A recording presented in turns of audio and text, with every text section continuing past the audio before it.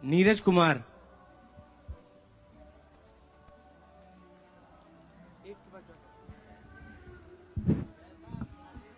सबसे पहले मैं साहित्य आज तक का बहुत बहुत धन्यवाद करता हूं। मैं नीरज कुमार, जनपद मऊ से। आजकल के दौर में बेरोजगारी एक बहुत बड़ी समस्या है। उस बेरोजगारी पर मैं कुछ पंक्तियां पढ़ता हूं कि कह रहा हूं मैं ये चीख कर खून दिल की सियाही से ये लिख कर देश के इन युवाओं को अब क्या कहें, बोलती है कलम मेरी ये लिख कर।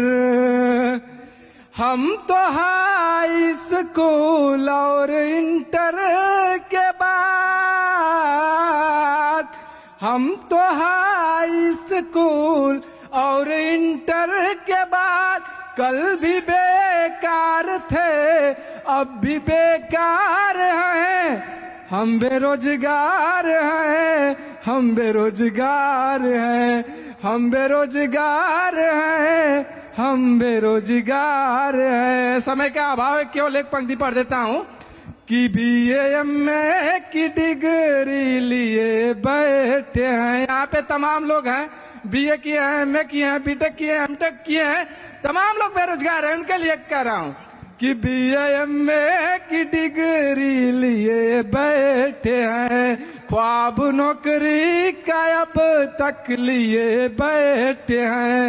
एक चपरासी की नौकरी के लिए, एक चपरासी की नौकरी के लिए 5 लाख की रिश्वत दिए बैठे हैं।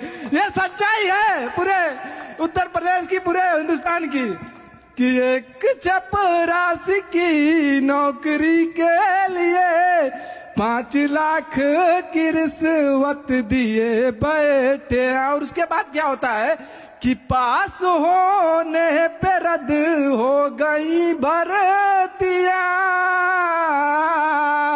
पास होने पे रद्द हो गई भर्तियां।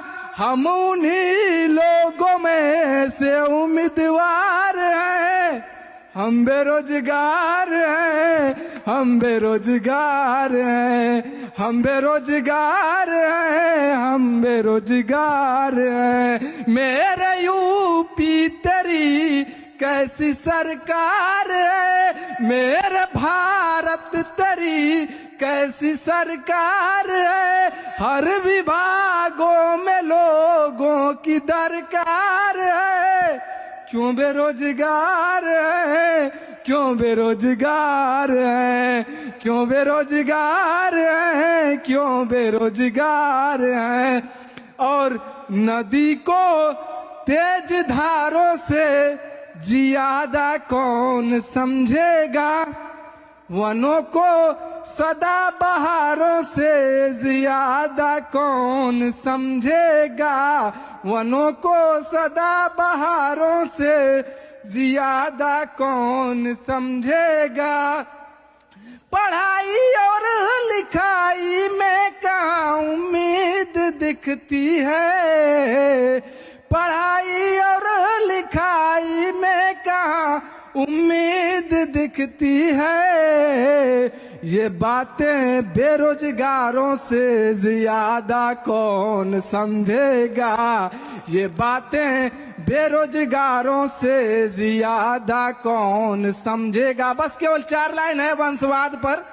जो राजनीति में ये वंशवाद बढ़ रहा है और कवि वही होता है। मैंने मैथिली शरण गुप्त को पढ़ा है कि उन्होंने कहा था कि सिर्फ मनोरंजन न कवि का कर्म होना चाहिए, उसमें उचित उपदेश का भी मर्म होना चाहिए। तो हम लोग उस ऐसे कवि को मानते हैं कि जो बेरोजगारी पर कविता लिखे, जो वंशवाद पर लिखे हो। मैं उन्हीं का एक वंशज हूँ, उन्हीं के पद चिन्हों पर चल रहा हूँ। मैं उस वंशवाद को पर टिप्पणी करते हुए मैं पढ़ रहा हूँ कि देश का युवा बोल रहा है, वंशवाद अब डोल रहा है।